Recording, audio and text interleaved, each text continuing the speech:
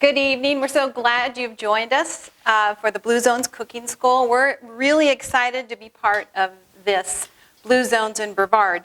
I'm going to start tonight with a kale salad. You can get kale all chopped up and ready to go. It's organic. This makes it easy. We take this handfuls and throw it in our smoothie pretty much every morning. So this is easy. Great stuff. You will see your first ingredient is de-stemmed and chopped kale. What I'll usually do with this bag, I'll take it and I'll put it on a paper towel or whatever, and then I'll kind of go through it and pull out the stems. Although this was a really nice bag, didn't have a lot of stems. I'll throw in a bowl. I don't usually chop it. I'll usually take my kitchen scissors and I just kind of go like this and get it kind of smallish. I'd probably do it a little bit longer than I'm going to do tonight, but for time's sake, I will just do that. And the second ingredient are your pomegranate seeds. I just love pomegranates. It's so convenient because now you can get them already in the store de-seeded, but I did get some whole pomegranates, and you probably all have your way to do a pomegranate, but what I do is I kind of smush it, I slice it in half, I put it on my hand so the seeds are falling into my hand, and I pound it with something like this. And the seeds just fall out into my hand and I drop them to the bowl that's underneath. That works great for getting the seeds out of the pomegranate.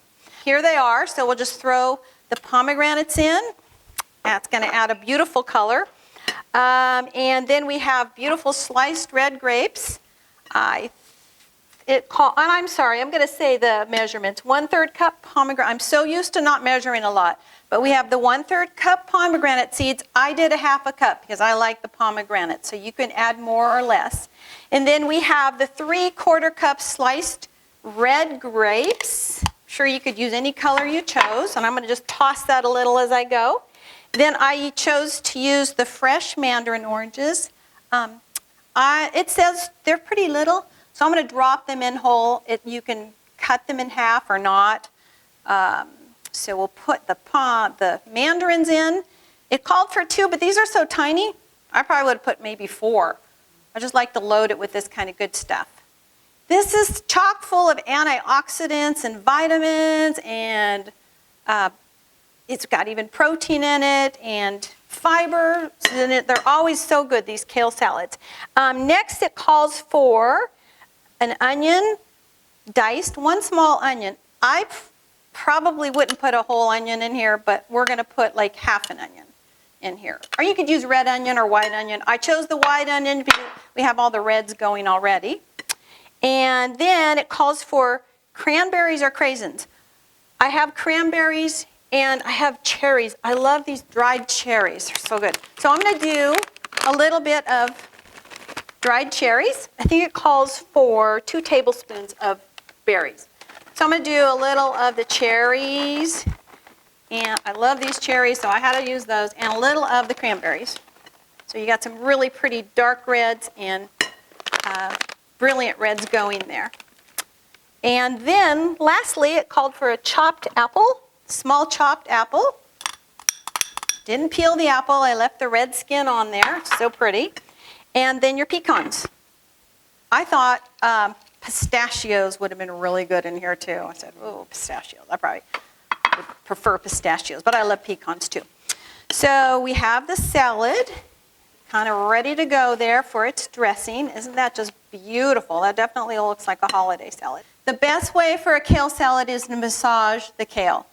Massage the kale, and it really takes in the flavor. So for the dressing, it calls for 1 tablespoon of maple syrup, 2 tablespoons of extra virgin olive oil. This is organic olive oil. And so we'll do our olive oil. And it calls for 2 tablespoons. And I'm just going to do a double here because that looks like it needs a double recipe. And it calls for some lemon juice. I've got my handy dandy lemon squeezer here. And it does call for 1 tablespoon. We'll just kind of do that. You can tell it's turning into a nice dressing. And it calls for coriander. I wouldn't have put the coriander. My husband's not a fan of coriander. We love ginger. I don't know if you all love ginger. We love ginger. So I said, I am going to grate some ginger, put a little ginger in there. But you can put coriander. Don't have to do the coriander. That's really up to your taste. So we got some fresh ginger grated there. Also here I have, I think it calls for the orange peel, orange zest, and got some orange zest in there. This is going to be really good dressing. And it calls for a pinch of cayenne, which you don't have to do, but you certainly can. So we're just going to do a little pinch of cayenne in there. And a little bit of salt to taste. You can add salt later if you need to. I'm going to do a few turns of salt. Often I would use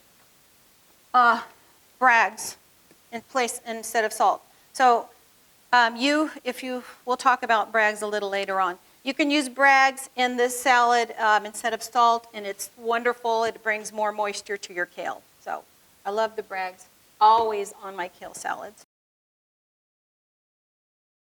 I'm whisking this a little bit, and then I'm going to pour it over my salad. And like I said, I'm going to use all this because I can see it calls for that. I would definitely take this and massage it in to get the flavor really, really good. But that is the kale salad.